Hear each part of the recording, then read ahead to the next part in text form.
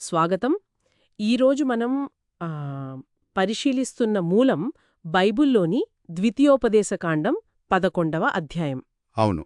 దైవిక ప్రేమ, ఆజ్ఞలు మరియు దీవెనలు. ఈ అంశంపై ఇది ప్రధానంగా దృష్టి పెడుతుంది. కరెక్ట్. అంటే ఇశ్రాయేలీలు వాగ్దాన దేశంలో అడుగు పెట్టబోయే ముందు వాళ్లకు ఇచ్చిన ముఖ్యమైన సూచనలన్నమాట. నిజమే. ఆ సందర్భం చాలా ముఖ్యం ఇక్కడ.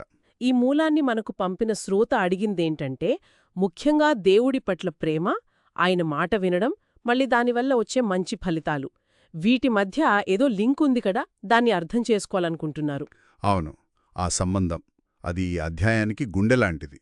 పైపైన చదివితే ఇది ఒక రోల్ బుక్ లాగా అనిపించవచ్చు, కొన్ని నియమాలు అలా. కానీ ఇందులో ఇంకా లోతైన విషయమేదో ఉంది అనిపిస్తుంది. ఖచ్చితంగా. కేవలం నియమాలు కాదు. దాన్ని బయటకు తీయడమే మన ప్రయత్నం. సరే, ఇక మొదలు పెడదామా? తప్పకుండా. మొదటి వచనంలోనే చాలా సూటిగా ఉంది. నీ దేవుడైన యెహోవాను ప్రేమించి ఆయన విధించిన వాటిని, ఆజ్ఞలను ఎల్లప్పుడూ గైకొనవలను. ఈ ఎల్లప్పుడూ అనే మాట కొంచెం బరువుగా అనిపిస్తుంది కదా? అవునవును. ఇదేదో అప్పుడప్పుడు చేసే పని కాదు. కాదు, నిరంతరం, ఒక నిబద్ధత లాంటిది. నిజమే. అయితే ఊరికే ఆజ్ఞ ఇచ్చి వదిలేయలేదు. వెంటనే వచనాలు 2-7 వరకు చూడండి. వాళ్ల గతాన్ని గుర్తు చేస్తుంది. ఓ, వాళ్లకు బాగా తెలిసిన గతాన్ని.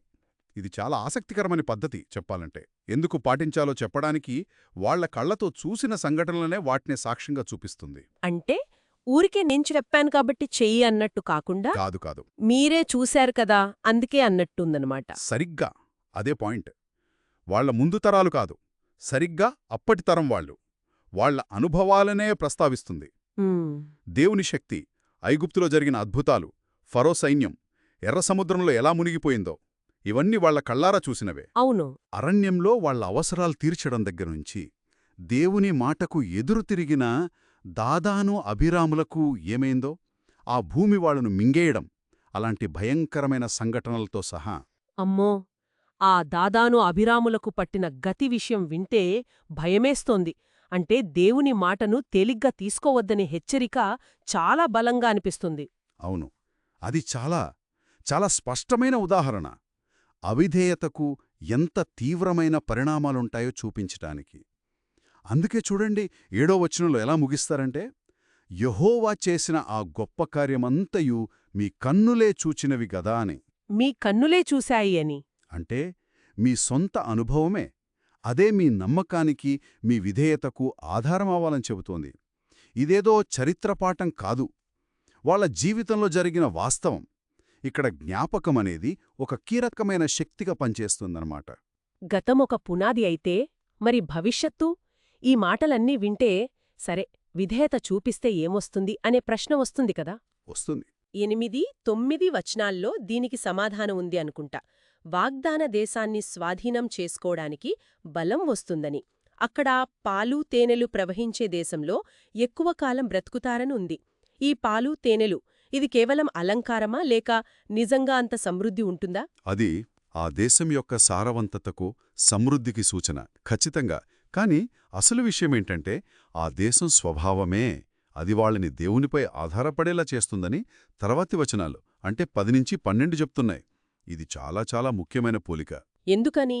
వాళ్లు వదిలి వచ్చిన ఐగుప్తులాంటిది కాదు ఈ కొత్త దేశం. ఎలా భిన్నంగా ఉంటుంది? ఐగుప్తు కూడా నైలు నది వల్ల చాలా సారవంతమైనదే కదా, అక్కడ కూడా వ్యవసాయం బాగానే ఉంటుందిగా. ఉంటుంది. కాని ఐగుప్తుల వ్యవసాయం చూడండి, చాలా వరకు మనుషుల ప్రయత్నం మీద ఆధారపడి ఉండేది. నైలు నది నీటిని కాలువల ద్వారా పారించుకోవాలి, బహుశా కొన్ని యంత్రాల సహాయంతో నీళ్లు తోడుకోవాలి. అవును, కొంచెం కష్టపడాలి. అంటే చాలా శ్రమతో కూడుకున్న పని. కాని వాగ్దాన దేశం అలా కాదు. అది కొండలు, లోయలతో నిండిన ప్రాంతం. అక్కడ పంటలు పండాలంటే వర్షం పడాలి. అంతే, ఆకాశం నుంచి వర్షం కురవాల్సిందే. ఓ, అంటే నీటి కోసం పూర్తిగా దేవుని దయపై ఆధారపడాలి అన్నమాట. ఇది పెద్ద మార్పు కదా వాళ్లకి. చాలా పెద్ద మార్పు. ఇంకా స్పష్టంగా 12వ వచనంలో ఏమన్నారంటే, అది నీ దేవుడైన యెహోవా లక్ష్యపెట్టు దేశము అని. దేవుడే చూసుకునే దేశమని. అవును. సంవత్సరమంతా ఆయన కన్నులు దానిమీద ఉంటాయని కూడా చెప్పబడింది. అంటే ఆ భూమి స్వభావమే అదే వాళ్లను నిరంతరం దేవుని వైపు చూసేలా చేస్తుంది. ఇది కేవలం నమ్మకం కాదు, వాళ్ల మనుగడకు అవసరమైన వాస్తవం. చెప్పాలంటే భూమి కూడా ఒక టీచర్లాగా మారుతుందన్నమాట. ఈ పాయింట్ భలే ఉంది.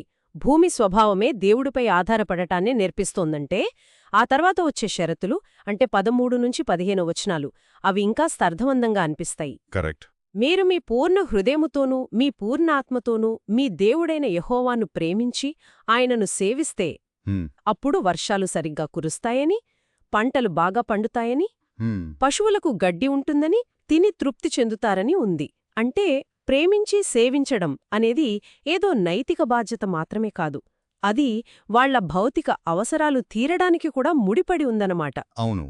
ఆ సంబంధం చాలా ప్రత్యక్షంగా చూపించబడింది. చాలా క్లియర్గా ఉంది. దేవునితో సరైన సంబంధం ఉంటే ప్రకృతి కూడా అనుకూలిస్తుందన్నట్టుగా ఉంది. తొలగరివాన అంటే విత్తే కాలంలో వచ్చేది. అవును. కడవరివాన పంట పెరిగే కాలంలో. ఈ రెండూ వ్యవసాయానికి చాలా కీలకం. చాలా ముఖ్యం. దేవుడు వాటిని సరైన సమయంలో ఇస్తానని వాగ్దానం చేస్తున్నాడు. అంటే విధేయత అనేది కేవలం పరలోకానికి సంబంధించిన విషయం కాదు. ఈ భూమి మీద వాళ్ల జీవితం, వాళ్ల ఆహారం, వాళ్ల సమృద్ధి వీటన్నిటితో ముడిపడి ఉంది. అయితే ఇంత మంచి వాగ్దానాల తర్వాత వెంటనే ఒక గట్టి హెచ్చరిక కూడా వస్తుంది 16వ వచనంలో. మీ హృదయం మోసపోయి మీరు దారి తప్పి ఇతర దేవతలను పూజించకుండా జాగ్రత్త పడండి అని. ఇది చాలా స్ట్రాంగ్ వార్నింగ్లా అనిపిస్తోంది కదూ? అవును, చాలా. ఎందుకంటే దాని పర్యవసానాలు కూడా అంతే తీవ్రంగా ఉంటాయని 17వ వచనం వెంటనే చెబుతోంది. అవేంటి? దేవుని కోపం, ఆకాశం మూతపడటం, వర్షం లేకపోవటం, ఓ నో, భూమి పండకపోవటం, చివరికి ఆ మంచి దేశంలోంచి త్వరగా నశించిపోవటం. గమనించారా? మళ్లీ పర్యవసానాలు భౌతికమైనవే. మళ్ళీ అవే. వర్షం ఆగిపోవడం అంటే ఇక వాళ్ల జీవనాధారం పోయినట్టే. విగ్రహారాధన అనేది కేవలం ఆధ్యాత్మిక ద్రోహం కాదు, అది వాళ్ల ఉనికికే ప్రమాదమని ఈ మూలం చాలా స్పష్టంగా చెబుతోంది. అంటే దేవుణ్ణి మర్చిపోతే భూమి కూడా వాళ్లని మర్చిపోతుందన్నట్టుగా ఉంది. ఇంత ముఖ్యమైన విషయాలను, ఈ హెచ్చరికలను వాళ్లు ఎలా గుర్తుపెట్టుకోవాలి? ఎందుకంటే మనుషులు కదా, సులభంగా మర్చిపోతారు. అవును, మర్చిపోతాం. అందుకే ఈ మూలం కొన్ని చాలా ప్రాక్టికల్ పద్ధతులను సూచిస్తుంది. 19-20 వచనాల్లో ఉన్నాయి. ఇవి చాలా ఆసక్తికరంగా ఉంటాయి. ఏంటవి? కేవలం మనస్సులో పెట్టుకుంటే సరిపోదు. ఆ మాటలను హృదయంలో, మనస్సులో, లోపల పదిలంగా ఉంచుకోవాలి. సరే. చేతులకు సూచనలుగా కట్టుకోవాలి. కన్నుల మధ్య బాసికాలుగా, అంటే నుదుటిపై ధరించేవి ఉంటాయి కదా.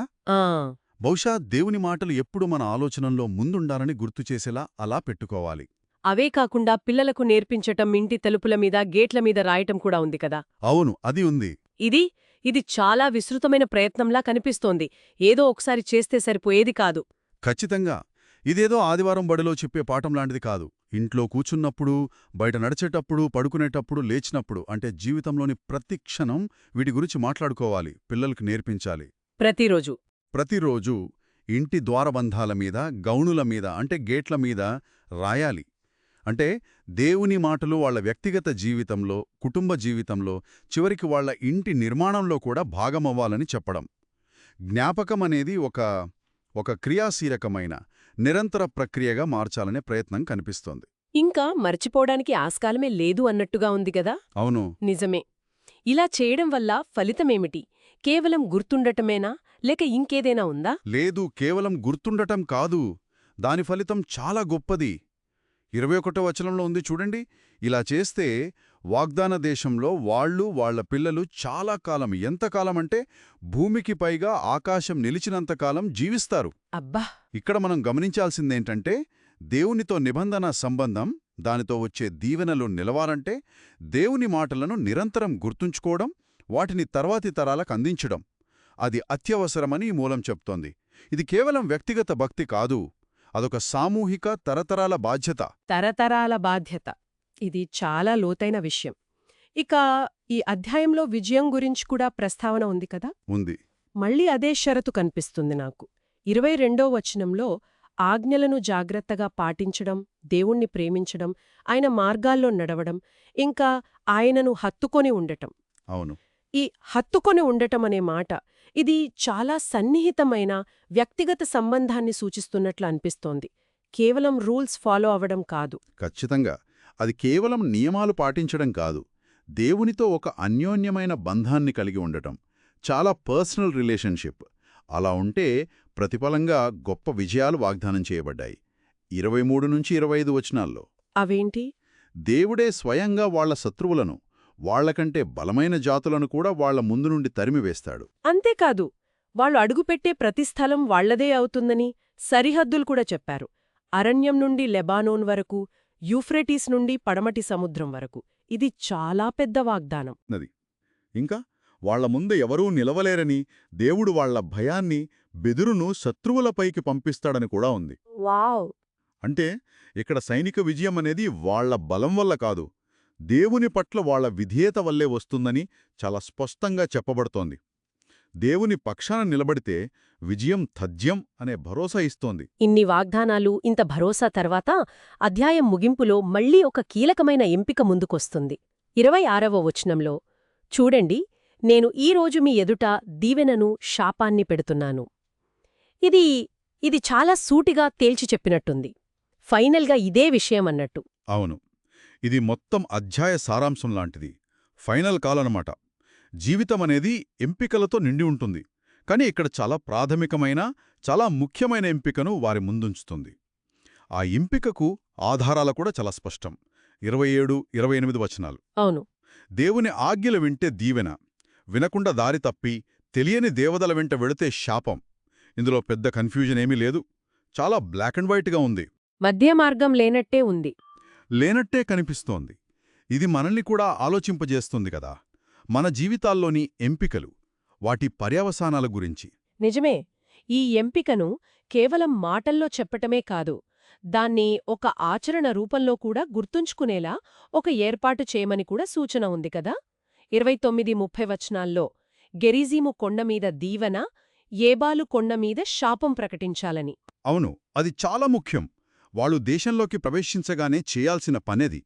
గెరిజీము, ఏబాలు అనేవి షెకెము లోయకు ఇరువైపులా ఉండే కొండలు. ఇశ్రాయేలు చరిత్రలో ఆ ప్రాంతానికి చాలా ప్రాముఖ్యత ఉంది. ఆ కొండలపై నిలబడి దీవెన వచనాలను, శాపవచనాలను బిగ్గరగా ప్రకటించడం ద్వారా ఆ ఎంపికను, దాని ఫలితాలను అందరికీ స్పష్టంగా, కళ్లకు కట్టినట్టు, చెవులకు వినపడేలా తెలియజేయాలి. ఒక పబ్లిక్ డిక్లరేషన్ లాంటిది. అవును, ఒక శక్తివంతమైన, నాటకీయ ప్రకటన లాంటిది. మంచికి చెడుకి ఉన్న తేడాను, వాటి ఫలితాలను అందరి మనసుల్లో నాటుకునేలా చేయడమే దీని ఉద్దేశ్యం. చివరగా 31, 32 వచనాలు ముగింపు పలుకుతూ, వాళ్లు యొర్దాను దాటి దేశాన్ని స్వాధీనం చేసుకోబోతున్నారని, అక్కడ నివసించబోతున్నారని గుర్తుచేస్తూ, ఈ చెప్పిన కట్టడలు, విధులు అన్నిటినీ జాగ్రత్తగా పాటించాలని నొక్కి చెబుతున్నాయి. మళ్లీ గుర్తుచేస్తున్నారు. అంటే కొత్త జీవితం ప్రారంభించే మున్నే ఈ సూత్రాలను స్థిరపరుచుకోవాలని హెచ్చరిస్తున్నట్టుంది. సరిగ్గా, ఇదొక పరివర్తన కాలం, ట్రాన్సిషన్ పీరియడ్. కొత్త దేశం, కొత్త జీవితం. కాబట్టి ఆరంభం నుంచే సరైన పునాది వేసుకోవడం చాలా ముఖ్యమని ఈ చివరి మాటలు గుర్తుచేస్తున్నాయి. మొత్తానికి ఈ చర్చను ముగిస్తే ద్వితీయోపదేశకాండం 11వ అధ్యాయం ఏం చెబుతోందంటే, దేవుణ్ణి ప్రేమించడం, ఆయన మాట వినడం అనేవి విడదీయలేనివి, ఒకదానితో ఒకటి ముడిపడి ఉన్నాయి. అవును, అవి రెండు కలిసే వెళ్తాయి. ఇవే జీవితంలో దీవెనలకు, సమృద్ధికి, భద్రతకు మార్గం. మరోవైపు దేవుణ్ణి పక్కన పెట్టి వేరే దారుల్లో వెళితే దాని పర్యవసానాలు కూడా అంతే తీవ్రంగా ఉంటాయి. కరువు, కష్టం, చివరికి ఆ దేశాన్ని కోల్పోవడం. ఎంపిక స్పష్టంగా ఉంది, ఫలితాలు కూడా స్పష్టంగా ఉన్నాయి. నిజమే. ఈ మూలం నుండి మనం నేర్చుకున్న విషయాల వెలుగులో ఒక ఆలోచనతో ముగిద్దాం. దేవుని ఆజ్ఞలను నిరంతరం గుర్తుంచుకోవడానికి ఈ అధ్యాయం సూచించిన పద్ధతులున్నాయి కదా. చేతులకు కట్టుకోవడం, నుదుటిపై పెట్టుకోవడం, అవును, పిల్లలకు నేర్పించడం, తలుపులపై రాయడం, ఇవన్నీ మరి ఆనాటి ఇశ్రాయేలీయుల దైనందిన జీవితాన్ని, వాళ్ల ఆలోచనా విధానాన్ని ఇవి ఎంతగా ప్రభావితం చేసుంటాయి. కేవలం గుర్తుపెట్టుకోవడం వల్ల వాళ్ళ ప్రవర్తనలో నిజంగా మార్పు వచ్చి ఉంటుందా, లేక అది కూడా కాలక్రమేణా ఒక ఆచారంగా, ఒక తంతుగా మారిపోయి ఉంటుందా? ఇది మనం ఆలోచించాల్సిన విషయం అనిపిస్తుంది.